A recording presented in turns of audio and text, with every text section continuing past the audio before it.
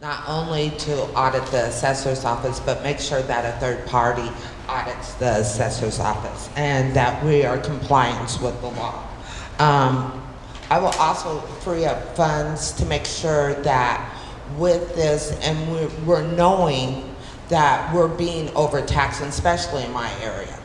We're being overtaxed, so with us being overtaxed, we have to set up some outreach. A lot of people are not being read, being knocked on their doors, letting them know. So with this, I will start a campaign of making sure that the whole application is, and the whole program is outdoors. We're making sure that we set up an office that is outdoor, and making sure that we do a knocking campaign that is outdoor to reach the people, to let them know that there is help, so that we do not lose generational wealth and we do not lose wealth in our communities. That is one thing. Also, with the state constitution being open in 26, I will work with the state legislators to make sure that we put in something amendment into the Constitution that will for sure protect overtaxation and make sure that this does not spread to any other neighborhoods or any other cities. So with that, with the state constitution being open, I would work with people like property tax justice, appeal lawyers, tax experts, so that we can put in an amendment that will protect us from being overtaxed in the city of Detroit. Thank you. Thank you, Ms. Johnson. My name is Bobbi Johnson, and I'm running for City Council of District 7. First of all, I'm going to ask for an investigation why people can't be reimbursed. We took their houses, we need to give them something back. Secondly, you guys are bad mamma jammas. So me being City Council, we're going up to Lansing, and we're gonna fight for what's ours, and we're gonna let them know that the city of Detroit has been overtaxed, and that we need something to happen to make sure that we're whole and that we keep generational wealth in the city of Detroit and for our children. Also, I'm gonna hold people accountable. I'm gonna demand that on our corporate council, they say that we cannot pay back or we cannot give people. I want an investigation, I want it in writing, I wanna know why we cannot restore what we have already taken.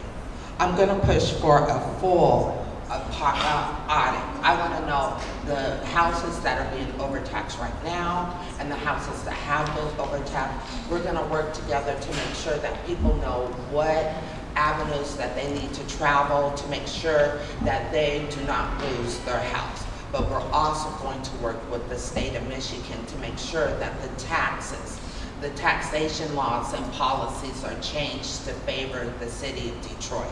We're going to go up there. I'm gonna need people because we're gonna have voices on the budget. When I sit up there and it's time, I'm gonna advocate for not a task force, but for a commission, and install that commission with power. Instead of saying it's a task force with a meeting, I wanna have a task force commission where they have power to make decisions, and we need to make sure that there's an ordinance in the city of Detroit. That's what City Council does. So I'm going to be looking for people to put inputs on making an ordinance so that we make sure that we do not keep getting overtaxed.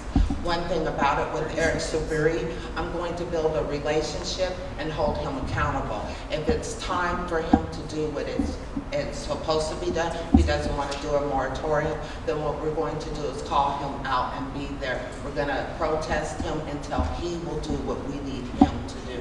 Thank you. My name is Bobbi Johnson. I'm running for City Council of District 7. My name is Bobbi Johnson. I'm running for City Council of District 7.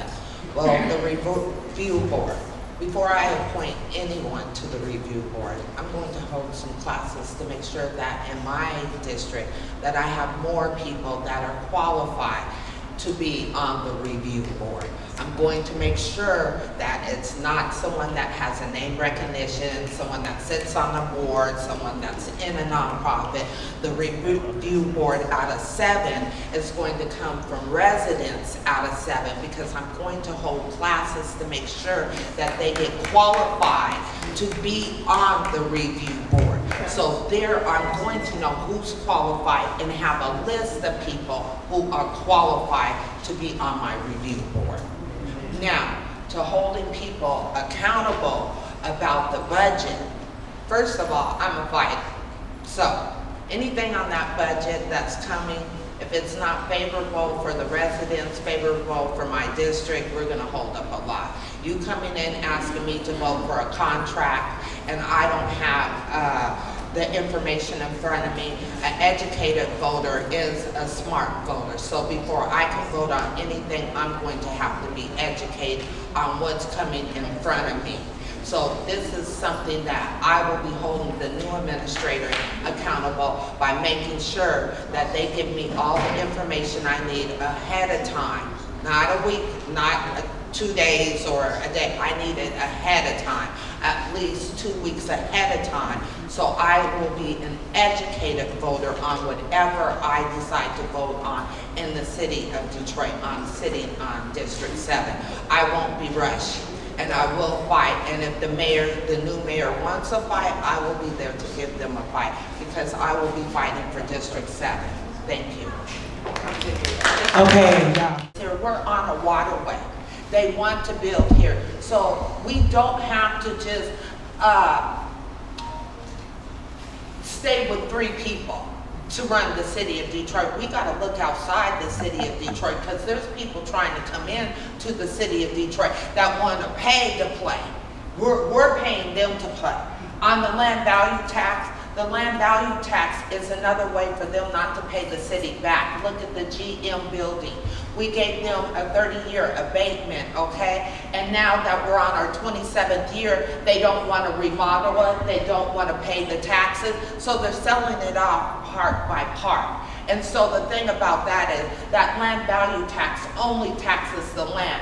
People down Gilbert, Illich, those building, the Hudson buildings and stuff like that, they won't pay their fair share. It'll be us paying our overshare once again. So that's for the rich. I'm against the land value tax.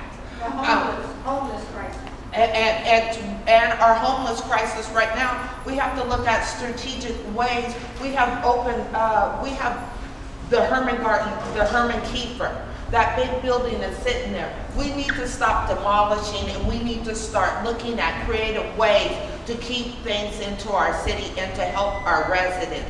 Those are things that I would invest in and make sure that it's happening on while I'm sitting on council. So I'm trying to remember everything. 20 more seconds. Hold on.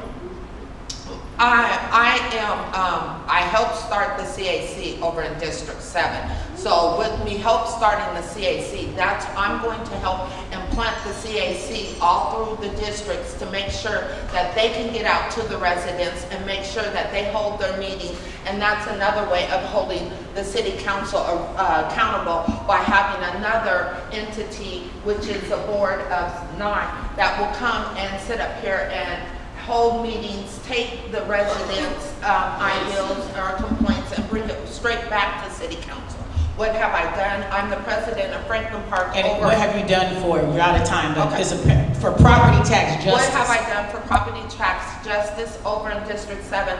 I'm the president of Franklin Park. We have a community meeting all the time. My secretary, Chris Bond, has reached out to Bernadette. Bernadette has given her information and has brought over property tax assessments. We have worked with Cody Rouge to make sure the residents over there and Cody Rouge have been getting the assessment value, helping them with the whole, and helping them with their property taxes. Those are some of the things I've done over in District 7.